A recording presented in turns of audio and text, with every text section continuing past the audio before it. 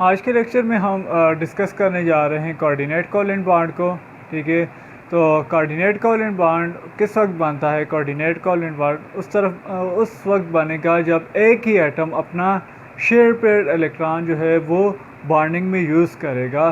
तो उस वक्त हम क्या कहेंगे? इस किस्म के बॉन्ड को कोऑर्डिनेट कोवेलेंट बॉन्ड या डेटिव बॉन्ड कहेंगे। ठीक है, तो इसमें क्या होगा, जो शेयर पेयर्ड इलेक्ट्रॉन होगा वो एक ही एटम की तरफ से होगा। अनलाइक कोवेलेंट बॉन्ड हमने उसमें ये देखा था कि म्यूचुअली शेयरिंग हो रही थी इलेक्ट्रॉन्स की, कि एक एटम जो है वो एक इलेक्ट्रॉन को डोनेट कर रहा था और दूसरा एटम जो था वो दूसरे इलेक्ट्रॉन को, और दोनों एटम्स के शेयरिंग की वजह से, इश्तराकियत की वजह से बॉन्ड बन रहा था, तो उसका हमने कोवेलेंट बॉन्ड का नाम दिया था। लेकिन कोऑर्डिनेट कोवेलेंट बॉन्ड में क्या होता है कि एक जो होता है वो ग्रुप डोनर होता है। ठीक है, तो ये डोनर ग्रुप क्या करता है, बी को अपना इलेक्ट्रॉन पेयर डोनेट करता है। ठीक है, और ये क्या कहलाता है? एक्सेप्टर। ठीक है, तो इसकी वजह से क्या होता है, ए और बी के दरमियान जो है वो बॉन्ड बनता है। ठीक है, तो इसको हम क्या कहते हैं? कोऑर्डिनेट कोवेलेंट बॉन्ड कहते हैं। अब ये जो एरो ज़ाहिर की जाती है दरमियान में, इसका मतलब ये होता है कि यहाँ पर जो लोन पेयर है वो डोनेटर से एक्सेप्टर की तरफ जा रहा है। तो ए जो है उसने इलेक्ट्रॉन पेयर को डोनेट किया है और बी ने जो है उसको एक्सेप्ट किया है। तो ऐसा बॉन्ड जो एक ही एटम की तरफ से हो, वो अपना पूरे का पूरा लोन पेयर जो है शेयर कर दे, तो इस शेयर को क्या कहेंगे? हम उसको कोऑर्डिनेट कोवेलेंट बॉन्ड कहेंगे। ठीक है, अब कोऑर्डिनेट कोवेलेंट बॉन्ड में कौन कौन से एटम जो हैं वो डोनर हो सकते हैं? एक वो एटम जिसके ऊपर नेगेटिव चार्ज हो, ठीक है, ये भी कोऑर्डिनेट कोवेलेंट बॉन्ड बना सकते हैं। और दूसरा जो है एटम जिसके पास लोन पेयर हो, ठीक है, लाइक ऑक्सीजन है, ठीक है, और इसी तरह से अमोनिया है, ठीक है, NH3, इसमें नाइट्रोजन है। तो इनके पास चूँकि लोन पेयर मौजूद हैं, तो ये लोन पेयर को क्या करते हैं? यूज़ करते हैं to make a coordinate covalent bond. ठीक है, इसी तरह से नेगेटिव चार्ज भी यूज़ होते हैं कि नेगेटिव आयन जो है वो अपना लोन पेयर को डोनेट करके इलेक्ट्रॉन जो है वो बॉन्ड जो है वो बना देगा। अब इसके बाद जो एक्सेप्टर होगा, एक्सेप्टर दो किस्म के हो सकते हैं। एक तो पॉजिटिव चार्ज हो सकता है, ऐसा एटम जिसके ऊपर पॉजिटिव चार्ज हो, और वो एक्सेप्टर हो सकता है, वो लोन पेयर को एक्सेप्ट करेगा। या फिर न्यूट्रल एटम हो सकता है जिसके पास ऑलरेडी इलेक्ट्रॉन्स की कमी हो, ऑक्टेट उसका कंप्लीट ना हो। ठीक है, तो वो क्या एक्ट कर सकता है? एज अ एक्सेप्टर एक्ट कर सकता है। लाइक हमारे पास जो है वो बोरॉन है, ठीक है, BaCl3, ठीक है, या BF3। तो बोरॉन में क्या है, अगर आप इसका लीविंग स्ट्रक्चर देखें तो बोरॉन के पास जो है वो 3 क्लोरीन है। ठीक है, तो इनके साथ कोऑर्डिनेट बॉन्ड है। तो देखें इसके पास जो है आउटर मोस्ट शेल में 6 इलेक्ट्रॉन्स है, तो 2 इलेक्ट्रॉन्स की गुंजाइश है। तो ये 2 इलेक्ट्रॉन किस तरफ से आते हैं? एक्सेप्ट डोनर की तरफ से आएंगे। तो डोनर जो होगा वो इलेक्ट्रॉन डेफिनेशंट जो कंपाउंड्स होते हैं या एलिमेंट्स होते हैं उनको अपना इलेक्ट्रॉन डोनेट करते कोऑर्डिनेट कोवेलेंट बॉन्ड बनाते हैं। ठीक है, और इनके किस से ज़ाहिर किया जाता है? एरो से ज़ाहिर किया जाता है। एरो का मतलब ये है कि इलेक्ट्रॉन का जो पेयर है वो डोनर से किसकी तरफ जा रहा है? एक्सेप्टर की तरफ जा रहा है। तो इस किस्म की जो बॉन्डिंग होगी उसको हम क्या कहेंगे?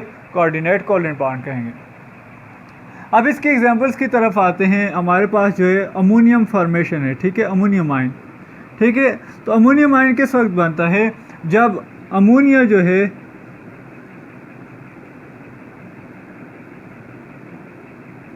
ठीक है, अमोनिया क्या करेगा? H पॉजिटिव के ऊपर या H पॉजिटिव को अपना लोन पेयर डोनेट करेगा। तो इसके नतीजे में जो हमारे पास आयन बनेंगे उसको हम क्या कहेंगे? अमोनियम आयन कहेंगे। तो इसका जो फार्मूला है वो NH4 है। ठीक है, NH4 किस तरह से कि अमोनिया ने अपना एक लोन पेयर जो है वो डोनेट किया है हाइड्रोजन को, और इसके ऊपर जो ओवरऑल चार्ज है वो हमारे पास पॉजिटिव आया है। ठीक है, तो इसने क्या किया है? अपना लोन पेयर या इलेक्ट्रॉन पेयर जो है वो उसको डोनेट किया है। तो इनके दरमियान जो बॉन्डिंग है इस नाइट्रोजन और इस हाइड्रोजन के दरमियान वो कौन सी बॉन्डिंग है? कोऑर्डिनेट कोवलेंट बॉन्डिंग है, ठीक है। और इसी तरह से की जो दूसरी एग्जांपल है वो है हमारे पास BCl3 और अमोनिया की, ठीक है। तो ये क्या है, इसमें भी हम देखेंगे कि मैंने अभी आपको बताया कि BCl3 के पास इलेक्ट्रॉन्स की कमी है, तो 2 इलेक्ट्रॉन जो है इसके अंदर ऐड हो सकते हैं, तो वो 2 इलेक्ट्रॉन किसकी तरफ से आएंगे? नाइट्रोजन की तरफ से आएंगे। तो ये आपके पास किस तरह से होगा? ये अमोनिया का स्ट्रक्चर, ठीक है, और ये अपना लॉन पेयर जो है डोनेट कर रहा है जी क्लोरीन को। तो यहाँ से जो इलेक्ट्रॉन हैं वो डोनेट हो रहे हैं और आपके पास एक कम्प्लेक्स कंपाउंड बनता है और ये जो है आपके पास इस तरह से आएगा, ठीक है।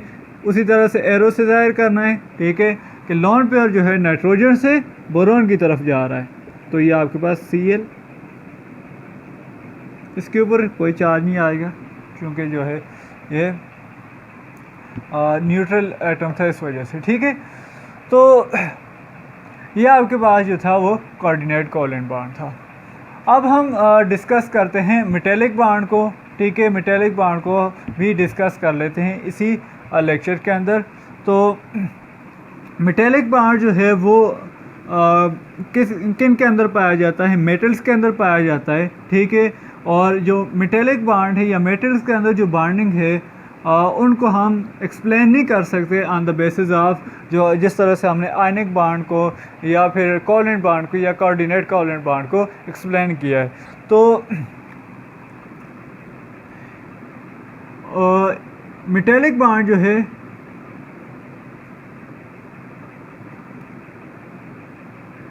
तो मेटेलिक बॉन्ड में क्या होता है? मेटल्स जो है आपको पता है इलेक्ट्रोपॉजिटिव है। इलेक्ट्रोपॉजिटिव का मतलब ये है कि न्यूक्लियस का होल्ड जो होगा वो आउटर मोस्ट शेल्स के ऊपर कम होता है, ठीक है। तो ये क्या करेंगे? इजीली अपना इलेक्ट्रॉन लॉस कर देते हैं, ठीक है, या डोनेट कर देते हैं। तो इसके नतीजे में क्या होगा? चूँकि मेटल जो है वो सारे के सारे जो है इलेक्ट्रोपॉजिटिव हैं, तो जो मेटल्स के एटम्स होते हैं तो वो उनका जो आउटर मोस्ट इलेक्ट्रॉन होते हैं वो स्कैटर्ड होते हैं, ठीक है। वो किसी एक एटम के पास नहीं होते बल्कि वो आज़ाद घूम रहे होते हैं, ठीक है। अगर आपके पास कोई भी मेटल है तो उसमें जो इलेक्ट्रॉन्स होंगे तो वो आज़ाद हालत में घूम रहे होंगे इन्हीं पॉजिटिव चार्ज के ऊपर, ठीक है। तो लेट्स सपोज अगर ये इलेक्ट्रॉन जो है ये इसका है, तो अब ये जो है इसी तक महदूद नहीं है बल्कि ये जो है आज़ादाना तौर पर जो है वो पूरे स्ट्रक्चर के ऊपर फैला हुआ है। तो हम इसको किस तरह से तस्वर कर सकते हैं कि इलेक्ट्रॉन्स का एक समंदर है, ठीक है, इलेक्ट्रॉन्स का एक समंदर जिसके अंदर जो है वो मेटल्स के आयन मौजूद हैं, ठीक है। इसको इलेक्ट्रॉनिक थ्योरी भी कहा जाता है। तो इसमें क्या है कि इलेक्ट्रॉन जो है इलेक्ट्रॉन्स का एक समंदर है जिसके अंदर जो है वो मेटल्स के आयन जो हैं वो मौजूद हैं। अब इलेक्ट्रॉन्स के ऊपर कौन सा चार्ज होता है? ऑब्वियसली नेगेटिव चार्ज होता है। और ये जो इलेक्ट्रोपॉजिटिव हैं इनके ऊपर कौन सा चार्ज होता है? इलेक्ट्रोपॉजिटिव है, तो इलेक्ट्रोपॉजिटिव का मतलब ये कि इनके ऊपर पॉजिटिव चार्ज है। तो इलेक्ट्रॉन्स का नेगेटिव और पॉजिटिव जो है इनको आपस में बाइंड कर देते हैं। तो हर एटम जो होगा वो सराउंडिंग से बाइंडेड होगा दूसरे एटम के साथ ड्यू टू इलेक्ट्रोस्टैटिक फोर्स। इसकी रीज़न क्या है कि इलेक्ट्रॉन जो हैं वो डीलोकलाइज्ड हैं। डीलोकलाइज्ड का मतलब ये है कि ये एक न्यूक्लियस तक महदूद नहीं है बल्कि मोर देन 2 न्यूक्लियाई, ठीक है। जब इलेक्ट्रॉन मोर देन 2 न्यूक्लियाई के दरमियान चला जाए तो उसको हम क्या कहते हैं? डीलोकलाइज कहते हैं।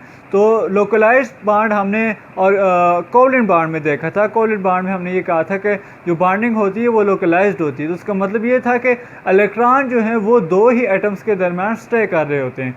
लेकिन जब हम मेटेलिक बॉन्ड में आते हैं तो इसमें क्या होता है कि इलेक्ट्रॉन जो है वो 2 एटम्स तक महदूद नहीं है बल्कि अगर ये इलेक्ट्रॉन जो है इससे बिलोंग कर रहा था पहले, तो अब ये जो है इस तक महदूद नहीं रहा।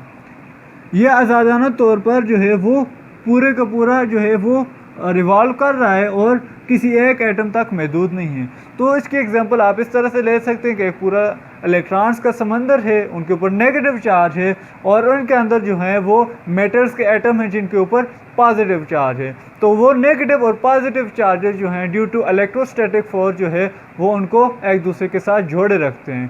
ठीक है, तो इसको हम इस किस्म की जो बॉन्डिंग होगी उसको हम क्या कहेंगे, मेटेलिक बॉन्ड कहेंगे।